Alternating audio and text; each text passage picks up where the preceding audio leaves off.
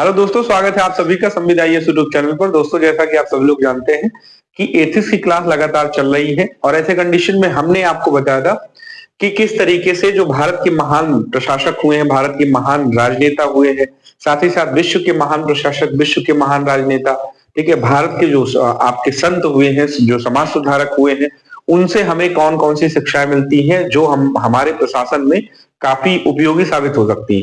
तो हमने भारत के महान प्रशासक को देख लिया है, भारत के महान राजनेता को देख लिया है, भारत के जो ग्रेट लीडर्स उनके बारे में हमने चर्चा कर रखी है। अब आज हम लोग चर्चा करेंगे विश्व के महान नेता के बारे में, हमने चर्चा कर ही ली है। तो 3 टॉपिक आपके हो गए हैं, भारत के महान राजनेता, भारत के महान प्रशासक, विश्व के महान नेता। अब विश्व के महान प्रशासक के बारे में देखेंगे कि हमें विश्व के महान प्रशासकों से क्या सीखने को मिलता है और वो शिक्षाएं जो जो इनसे सीखने को मिलता है वो कैसे हम प्रशासन में इस्तेमाल कर सकते हैं। क्योंकि आगामी समय में आप आईएएस आईपीएस बनेंगे, टीसीएस अधिकारी बनेंगे, तो किस तरीके से आप जो है इनका इस्तेमाल कर सकते हैं, इनकी शिक्षाओं के, इनके मूल्यों का किस तरीके से इस्तेमाल कर सकते हैं। ठीक है, देखिए 2 विश्व के महान प्रशासक आपको ध्यान में रखना है। पहला महान प्रशासक जिसको बोले तो एक महान प्रशासक हमें दिखाई पड़ते हैं नेपोलियन बोनापार्ट। अब इनसे आप देखिए कभी क्वेश्चन आ गए कि भाई नेपोलियन बोनापार्ट से क्या देखने को मिलता है, क्या सीखने को मिलता है। नेपोलियन बोनापार्ट, नेपोलियन बोनापार्ट, ठीक है, ये कौन है, ये अभी इनके बारे में थोड़ा सा आपको बता दे रहे हैं। ठीक है, विश्व इतिहास अगर आपने पढ़ा होगा तो इनके बारे में आपको पता जरूर चला होगा। नेपोलियन बोनापार्ट कौन है? नेपोलियन बोनापार्ट फ्रांस में आप देखेंगे एक हमें भूमध्य सागर में जो है एक द्वीप दिखाई पड़ता है, कॉर्सिका। आपने विश्व जियोग्राफी अगर पढ़ा होगा, विश्व मैप पढ़ा होगा, तो कॉर्सिका एक द्वीप दिखाई पड़ता है भूमध्य सागर में। वहां पर इनका अजाशियो नामक स्थान पर जन्म होता है। ये जन्म इनका कब हुआ था? 1769 में। तो आप देखेंगे फ्रांस के, अब तो कॉर्सिका जो है फ्रांस के ही अधीन है, तो कॉर्सिका और सार्डिनिया भी आपने पढ़ा होगा। कॉर्सिका द्वीप पर इनका जन्म होता है और जब जन्म हुआ था तो उस समय कॉर्सिका द्वीप जो है वो एक प्रकार से फ्रांस के साथ इसके रिश्ते अच्छे नहीं चल रहे थे। कॉर्सिका द्वीप पर जिसका शासन था और फ्रांस में जिसका शासन था, उनके दोनों के मध्य में अच्छे रिश्ते नहीं चल रहे थे। फ्रांस द्वीप के आप देखेंगे एक लोकेशन है अजाशियो में इनका जन्म हुआ था। अजाशियो में इनका जन्म हुआ था। कब हुआ था? 1700 कितने में? 1769 में इनका जन्म हुआ था। ये किसकी चर्चा चल रही है? जन्म की। अब ये आपने बेसिक बात समझ लिया कि भाई इनका जन्म हुआ था कॉर्सिका द्वीप में, अजाशियो में, जो है फ्रांस के अजाशियो, कॉर्सिका के अजाशियो में इनका जन्म हुआ था 1769 में। इनका ये कैसे एक साधारण परिवार में पैदा होते हैं, ठीक है, इनके मम्मी पापा पढ़ने वाले बहुत ही पढ़ाकू टाइप के लोग थे और इनके पापा जी बड़े आलसी टाइप के इंसान थे, कहीं जाते नहीं थे, घर पे ही पुस्तकालय थी, वहीं पर अपना पढ़ते रहते थे। ये चाहते थे कि इनके पापा जी चाहते थे कि ये भी बढ़िया से पढ़ लिख करके अधिकारी बन जाए, लेकिन जो है इनका पढ़ने में मन नहीं लगता था। लेकिन ये सैनिक कौशल, जो सैन्य कौशल है वो इनके अंदर बहुत बेहतरीन दिखाई पड़ता है। तो ऐसे कंडीशन में होता क्या है कि कुछ समय के बाद आप देखेंगे कि फ्रांस के ही एक सेना में भर्ती हो जाते हैं, फ्रांस के अंतर्गत एक सेना में भर्ती होते हैं और अपने सैन्य कौशल की वजह से फ्रांस सेना के सुप्रीम बन जाते हैं। और सुप्रीम बनने के बाद में आप देखेंगे फ्रांस के सर्वा राष्ट्रपति बन जाते हैं। ठीक है, तो एक साधारण व्यक्ति था, पढ़ने लिखने में मन नहीं लगता था, लेकिन युद्ध कौशल अच्छी थी, तो एक साधारण सैनिक, फ्रांस की सेना में साधारण सैनिक, उसके बाद में आप देखेंगे कि ये फ्रांस के राष्ट्रपति भी बनते हैं। आप देखेंगे बाद में फ्रांस के सर्वा राष्ट्रपति भी बनते हैं। तो साधारण सैनिक से सुप्रीम सैनिक बने, सुप्रीम कमांडर बन गए, फिर उसके बाद राष्ट्रपति बने। ये शॉर्ट में बता रहा हूं, इनके बारे में तो बताने की बहुत चीजें है। फिर जब ये सैनिक कमांडर बने थे उस समय भारत की तरफ भी चढ़ाई करने की कोशिश कर रहे थे। कब की बात चल रही है? जब इन्होंने नेपोलियन संहिता बनाई थी 1804 में। 1804 में फ्रांस में एक प्रकार से नेपोलियन संहिता बना करके कई सारे काम करने की कोशिश की, जैसे एजुकेशन को दुरुस्त करने का काम किया, नेपोलियन संहिता बना दिया, नेपोलियन संहिता अपने ही नाम से कोड बना दिया, नेपोलियन संहिता अपने ही नाम से बना दिया। और इन्होंने कोशिश किया कि फ्रांस में शिक्षा अच्छी हो जाए, ठीक है, मिलिट्री पावर फ्रांस की अच्छी रहे और फ्रांस में जो है टीचर की ट्रेनिंग बढ़िया करवाई जाए। तो संहिता के माध्यम से कई सारे प्रशासनिक काम किए। इन्होंने भारत पर भी एक प्रकार से आक्रमण करने की कोशिश की। उस समय भारत पे शासन किसका चल रहा था? अंग्रेजों का। आपको पता है कि भाई अंग्रेजों का शासन लगभग आप देखेंगे 1764 बक्सर के युद्ध के बाद से अंग्रेजों का शासन प्रमुख तौर पर भारत के कई क्षेत्रों में दिखाई पड़ने लगता है। ठीक है, कुछ जगह देसी राजे रजवाड़े का क्षेत्र दिखाई पड़ता है शासन के अंतर्गत, लेकिन कुछ जगह आप देखेंगे कि अंग्रेजों का भी काफी हद तक जो है शासन स्टार्ट हो गया था। बक्सर के युद्ध के बाद से। तो इनका जो 1800 के आसपास ये भारत पर भी चढ़ाई करने की कोशिश कर रहे हैं। पहले इन्होंने ऑस्ट्रिया पर अधिकार कर लिया, पहले इन्होंने कहां पर अधिकार कर लिया, ऑस्ट्रिया पर। और ये कब अधिकार किया, जब ये फ्रांस के सेना के सुप्रीम कमांडर थे। ऑस्ट्रिया से फिर ये बढ़ने लगे किधर, आपने यूरोप का मैप देखा होगा तो बढ़ने लगे भारत की तरफ। लेकिन जल सेना शक्ति मजबूत होने की वजह से ब्रिटेन ने इनको रास्ते में ही रोक दिया, और फिर ऐसे कंडीशन में भारत पर जो जीत करने की इनकी महत्वाकांक्षा थी वो विफल हो गई। ठीक है, लेकिन इनसे सीखने को बहुत कुछ मिलता है। अब ये तो मैंने इनके थोड़ा बैकग्राउंड आपको बता दिया, सीखने को मिलता क्या है। पहला मैंने अभी आपको बताया कि कॉर्सिका में जन्म हुआ। कॉर्सिका भूमध्य सागर में एक द्वीप दिखाई पड़ता है। साधारण घर में जन्म लेने वाला बच्चा अगर राष्ट्रपति बने, सुप्रीम कमांडर बने सेना का, तो ये अपने आप में उसकी कुशलता का, उसकी योग्यता का प्रमाण है। तो कोई भी योग्य व्यक्ति अगर है तो परिस्थितियां कितनी विषम हो वो फिर आगे बढ़ सकता है। ठीक है, तो यहां पर आप देखेंगे कि अपने आप को योग्य बनाए रखें। योग्यता पर विशेष ध्यान देना। ठीक है, विशेष बल। इससे क्या ध्यान में आता है कि अपने आप को हमेशा परिष्कारित और परिमार्जित करते रहें, अपने ज्ञान के कौशल को बढ़ाते रहें, हमेशा ज्ञान अर्जित करते रहें। कोई स्किल अगर आप सीखना चाहते हैं जिसमें आपका मन लगता है तो वो करते रहें। ठीक है, तो योग्यता पर विशेष बल दिया। और ऐसे कंडीशन में आप देखेंगे कि एक विषम परिस्थिति वाला लड़का भी एक आप कह सकते हैं असंभव वाले कार्य को कर बैठा। ठीक है, असंभव कार्य था ही एक व्यक्ति के लिए कि फ्रांस का राष्ट्रपति बने।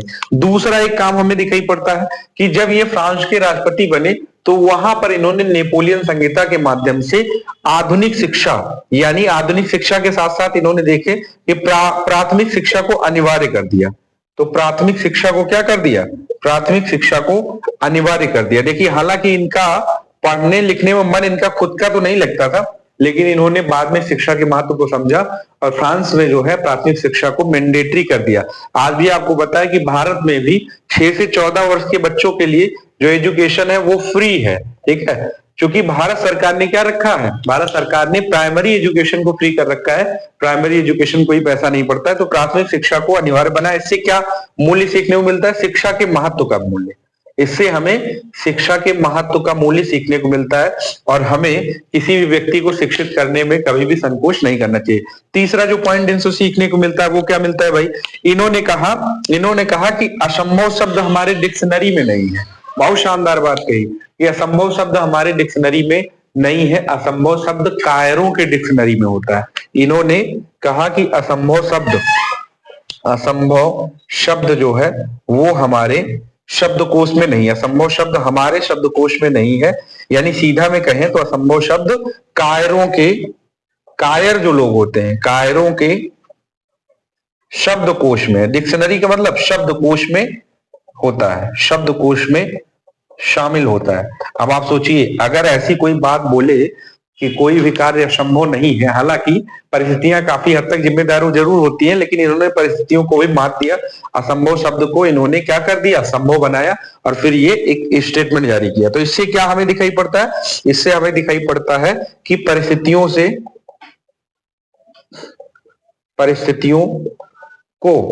विषम परिस्थितियों को जीतने का मूल्य। मान लीजिए आप प्रशासन में गए, ठीक है, और आपको कई सारे राजनेताओं ने, आपको पता है कि हमारे यहाँ बड़े ही नैतिक मूल्यों वाले राजनेता भी दिखाई पड़ते हैं। कई सारे राजनेताओं ने आपको जो है भ्रष्टाचारी राजनेताओं ने घेर लिया है कि नहीं नहीं डीएम साहब ये काम करवाइए ही। ठीक है, तो ऐसे कंडीशन में आपको विषम परिस्थिति में भी अपने आप का धैर्य बनाए रखना है और उस विषम परिस्थिति में अपनी ईमानदारी और सच्चाई के साथ ही आगे बढ़ना है। ठीक है, उसके सामने झुकना नहीं है। तो विषम परिस्थितियों में भी जीतने का मूल्य इन्होंने इस शब्द के माध्यम से हमें दिया। और 2-3 बातें इन्होंने शहरी विकास को भी ध्यान दिया। प्राथमिक शिक्षा पर तो अनिवार्य कर ही दिया। ये कब की बात चल रही, जब फ्रांस के राष्ट्रपति बन गए थे तब इन्होंने काम किया था। शहरी विकास को भी ध्यान दिया। यहां पर एक मूल्य और लिख सकते हैं, शहरी विकास, इस पर भी बल दिया। साथ ही साथ सेना के आधुनिकीकरण पर भी बल दिया।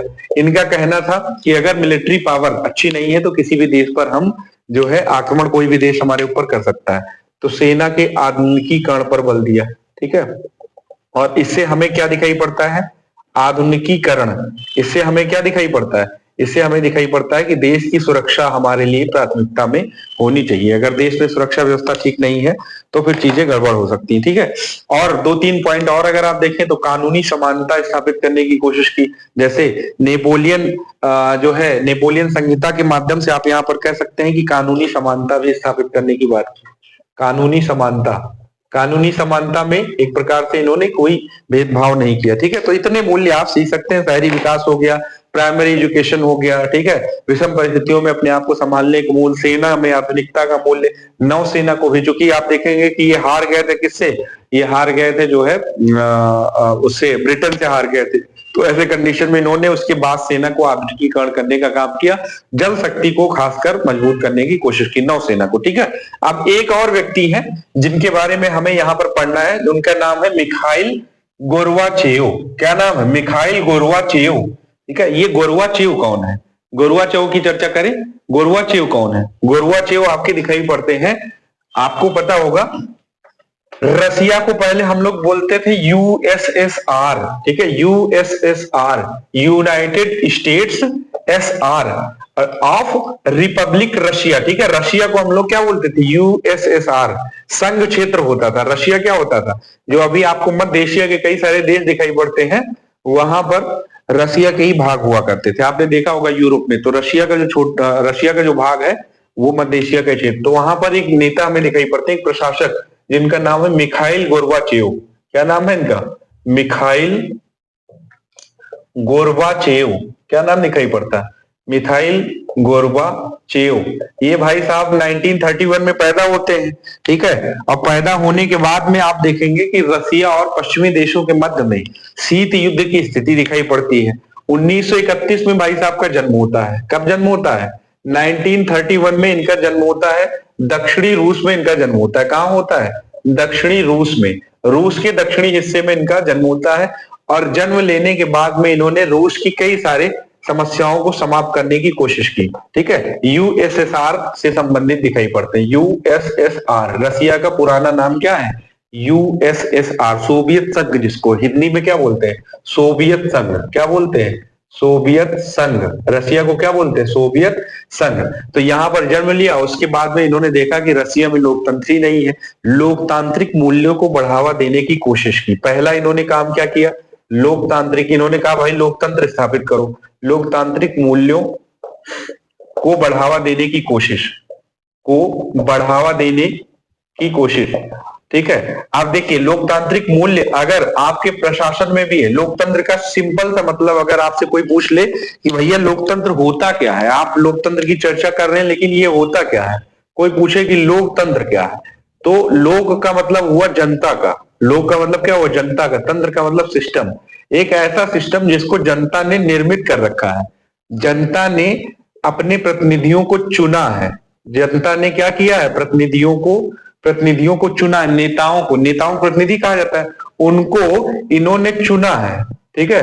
प्रतिनिधियों को चुना है किसके लिए? अपने ऊपर शासन करने के लिए, कि भैया शासन इस तरह से नहीं कि आप राजशाही की तरह शासन करें, इस तरह से कि हमारी सेवा भाव से शासन करें, सेवा भाव से शासन, ठीक है। हमारा कहीं नाली नल का बिगड़ गया तो उसको लाके बनवा दीजिए, ठीक है।